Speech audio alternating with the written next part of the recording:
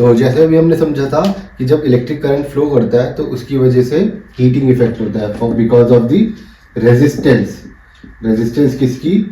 जो हमारी वायर होती है उसकी एक पर्टिकुलर रेजिस्टेंस होती है, उसकी वजह से हीटिंग इफेक्ट होता है। तो सिमिलरली जब एक करंट फ्लो करता है हमारी किसी एक वायर के थ्रू तो वो एक मैग्नेट की तरह एक्ट करती है वायर। ऐसा क्यों होता है? क्योंकि जो एक कंडक्टर के थ्रू जो हमारे चार्ज्ड पार्टिकल्स फ्लो कर रहे होते हैं उसके अराउंड एक मैग्नेटिक फील्ड क्रिएट हो जाती है, जिसके अराउंड वो कुछ फोर्स एक्सपीरियंस करते हैं जैसे एक मैग्नेट के अराउंड करते हैं। तो ये एक हमारी मैग्नेट की तरह एक्ट करने लगते हैं। तो ये वाला इफेक्ट हमारा जो मैग्नेटिक इफेक्ट किसके काम आ सकता है? तो ये हमारे इलेक्ट्रोमैग्नेट्स बनाने के काम आता है, जिसको हम टेम्पररी मैग्नेटिज्म भी बोलते हैं, जो हम इलेक्ट्रिसिटी ऑन ऑन ऑफ करके इसकी magnetism on end of control कर सकते हैं। तो आप समझते हैं कि इलेक्ट्रोमैग्नेट क्या होती है। इलेक्ट्रोमैग्नेट बेसिकली एक मैग्नेट होती है जो हम मैग्नेटिक इफेक्ट ऑफ करंट से बनाते हैं। और कैसे बनती है ये? तो सपोज अगर हम एक आयरन बार लेंगे, एक सॉफ्ट आयरन बार, और इसके अराउंड हम एक वायर को रैप कर देंगे और जब हम इसके थ्रू करंट पास करते हैं ना तो ये हमारा एक इलेक्ट्रोमैग्नेट बन जाता है। ऐसा क्यों होता है? क्योंकि करंट यहाँ से निकलता है, इस वायर के थ्रू जाता है, और जैसे हमने पढ़ा था जब करंट होता है उसके साथ एक मैग्नेटिक इफेक्ट भी एसोसिएटेड होता है। तो उसके चार्जेस की वजह से इन वायर्स में एक मैग्नेटिक फील्ड क्रिएट हो जाती है। तो इसके अराउंड एक जब इस मेटल के अराउंड अगर हम करते हैं तो एक स्ट्रॉन्ग मैग्नेटिक फील्ड इस एरिया में जनरेट हो जाएगी। डिपेंड करता है हम कितने ज़्यादा करंट दे रहे हैं, कितने ज़्यादा वायर है, कितनी बड़ी, कितने ज़्यादा हमने राउंड्स लिए हैं, तो उसके अकॉर्डिंगली हमारी एक मैग्नेटिक फील्ड क्रिएट हो जाती है। और एक टेम्पररी मैग्नेट होती है तो उसका क्या कर सकते हैं? अगर मैं यहाँ पे एक स्विच दे दूँ तो अगर स्विच ओपन है तो ये मैग्नेटिक इफेक्ट बंद हो जाएगा, और अगर इसे मैं क्लोज कर दूंगा तो ये एक फिर से मैग्नेट बन जाएगी। तो ये एक टेम्पररी मैग्नेट की तरह एक्ट करती है। तो ये समझते हैं कि जब हमारी एक सिंपल वायर होती है और जब वायर में से करंट जा रहा होता है तो उसके अराउंड भी एक फील्ड क्रिएट हो जाती है। तो हमारे को ये करने की ज़रूरत ही क्या है कि आयरन बार के अराउंड क्यों वायर को रैप करते हैं हम, जिससे कि उसमें मैग्नेटिक फील्ड हो। ऐसा इसलिए होता है क्योंकि जो हमारा आयरन बार होता है ना तो वो एक बहुत ही ज़्यादा अच्छा इलेक्ट्रोमैग्नेटिक कंडक्टर की तरह एक्ट करता है। कंडक्टर मतलब परमिएबिलिटी होती है उसकी, जिसकी वजह से जब करंट इस वायर के थ्रू जा रहा है और हमारी एक मैग्नेटिक फील्ड इस पर्टिकुलर वायर में क्रिएट हो रही है तो वो आयरन के बार के थ्रू पास होती है और वो एक तरह से मल्टीप्लाई हो जाती है। तो जब वो मल्टीप्लाई हो जाती है तो और ज़्यादा स्ट्रॉन्ग मैग्नेट बनती है। तो सपोज इतने से ही एरिया में हमने अगर स्ट्रॉन्ग मैग्नेट बनानी है और भी ज़्यादा पावरफुल मैग्नेट बनानी है तो हम क्या करेंगे, उसे एक आयरन बार के अराउंड रैप कर देते हैं। तो क्योंकि आयरन बार उसको बहुत ही ज़्यादा इन्हेंस कर देता है उसकी पावर को। तो बेसिकली अगर हमारे को और भी स्ट्रॉन्ग मैग्नेट बनानी है तो क्या क्या कर सकते हैं? या तो हम इसका ये करंट इंक्रीज कर देंगे, तो ज़्यादा करंट होगा तो ज़्यादा फील्ड जनरेट होगी, ज़्यादा पावरफुल मैग्नेटिक फील्ड, और ज़्यादा दूर तक जाएगी, ज़्यादा एरिया कवर करेगी फोर्स के लिए। और या तो फिर हम क्या कर सकते हैं, जो इसकी जो वायर्स हैं, नंबर ऑफ टर्न्स हैं, तो हम उसे क्लोजली रैप करके बहुत ज़्यादा नंबर ऑफ टर्न्स बढ़ा देंगे। क्योंकि जितनी ज़्यादा टर्न्स हैं हर पॉइंट पे हमारी एक मैग्नेटिक फील्ड बन रही है जो एक्चुअली में आगे जाके ऐड हो जाती है। तो इससे जितने ज़्यादा हमारे मैग्नेटिक लूप्स होंगे, जितने ज़्यादा टर्न्स होंगे, उतनी ज़्यादा भी हमारी क्या होगी, मैग्नेटिक फील्ड हो जाएगी।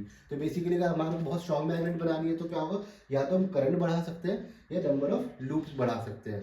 तो अगर हम करंट बढ़ाएंगे तो क्या होगा, उसकी वजह से थोड़ी रेजिस्टेंस की वजह से थोड़ा हीटिंग इफेक्ट भी आ सकता है। तो नंबर ऑफ लूप्स बढ़ाएंगे तो हमारी मैग्नेटिक फील्ड बहुत ही ज़्यादा एनहेंस हो जाएगी। या फिर अगर हम एक मोटा आयरन बार लेंगे तो उससे भी हो सकता है।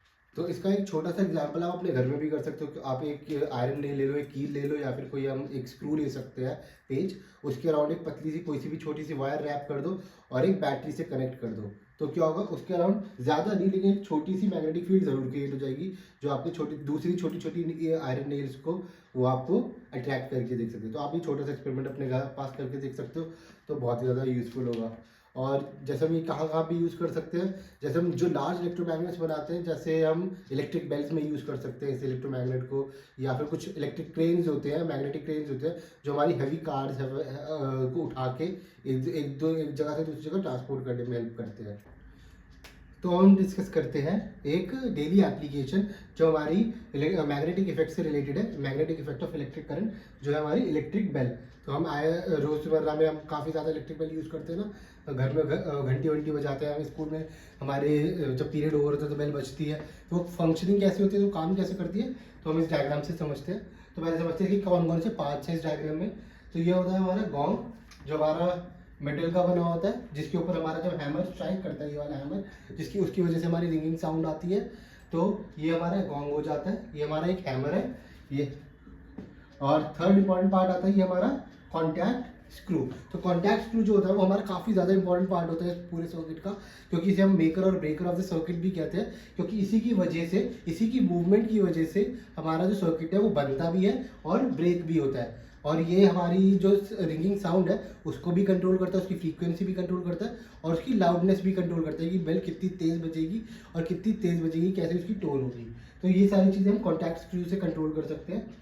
और फिर हमारा नेक्स्ट आता है आर्मेचर, एक सॉफ्ट आयरन स्ट्रिप। तो सॉफ्ट आयरन स्ट्रिप या आर्मेचर क्या होता है, जिस पे हमारा ये हैमर लगा हुआ होता है, तो इसे हम कहते हैं आर्मेचर, जो एक्चुअली में मूव करता है मैग्नेटिक फील्ड की वजह से और हैमर गोंग पे स्ट्राइक करता है। तो ये हो गया हमारा आर्मेचर जो आयरन का बना होता है।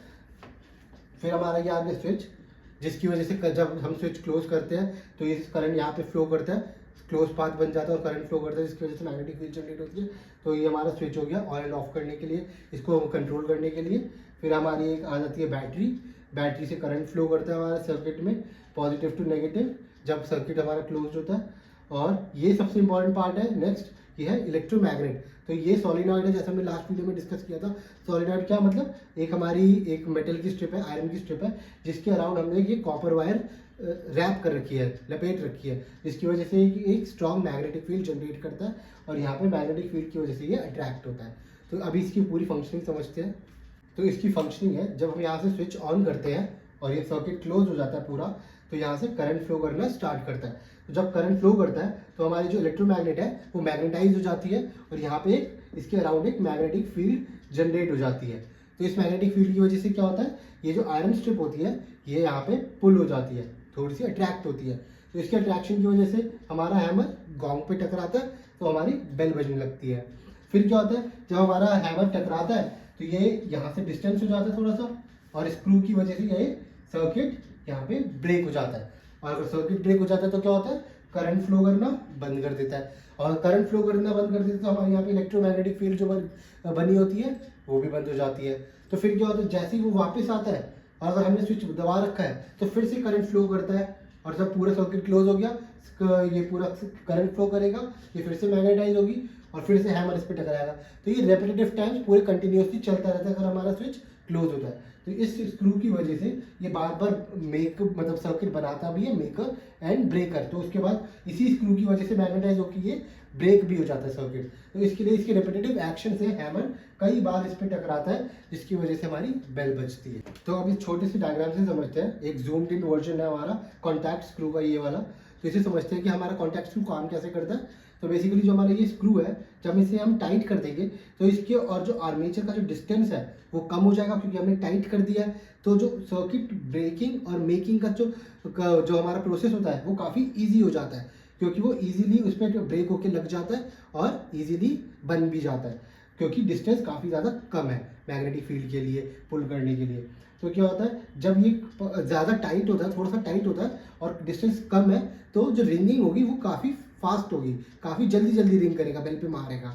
तो इसकी जो फ्रीक्वेंसी होगी वो काफ़ी ज़्यादा होगी एज़ कम्पेयर टू अगर हम इसको लूज़ कर देंगे और इसका जो डिस्टेंस है वो थोड़ा सा ज़्यादा दूर हो जाएगा, तो मैग्नेटिक फील्ड को पुल करने में थोड़ा सा ज़्यादा टाइम लगेगा और वो काफ़ी धीरे और कम टाइम पे के लिए हमारी बेल पे टकराएगा। तो इसलिए ये जो अगर हमारे को इसकी रिंगिंग की फ्रीक्वेंसी कंट्रोल करनी है तो हमें इसे थोड़ा सा टाइट करके रखना पड़ेगा। और अगर हमारे को इस बेल का जो साउंड होनी चाहिए वो काफ़ी ज़्यादा तेज़ और लाउड होनी चाहिए, उसके लिए क्या होता है, इसको हमारे को एक परफेक्ट डिस्टेंस पे एडजस्ट करना पड़ेगा, ना ही ज़्यादा कम ना ही ज़्यादा दूर। तो उससे क्या होता है कि अगर ज़्यादा पास होगा तो स्क्रू काफ़ी टाइट हो जाएगा और सर्किट ब्रेक नहीं हो पाएगा, क्योंकि स्क्रू ने काफ़ी टाइटली पकड़ा होता है और मैग्नेटिक फील्ड उसे उतनी तेज पुल नहीं कर पाती। और अगर ये काफ़ी ज़्यादा दूर है तो क्या होगा, हैमर काफ़ी दूर से आ रहा होगा, काफ़ी वीक फोर्स लग रही होगी, तो भी अगर वो गोंग पे टकराएगा तो काफ़ी धीरे आवाज़ आती है। तो इसलिए हमारे को एक परफेक्ट मिडिल डिस्टेंस पे इसे सेट करके रखना है, जहाँ पे ये थोड़ा सा टाइटर साइड पे होगा, जिससे कि इसकी फ्रीक्वेंसी भी हाई होगी, ज़्यादा जल्दी जल्दी रिंग करेगा और ज़्यादा तेज़ रिंग करेगा, क्योंकि डिस्टेंस कम है।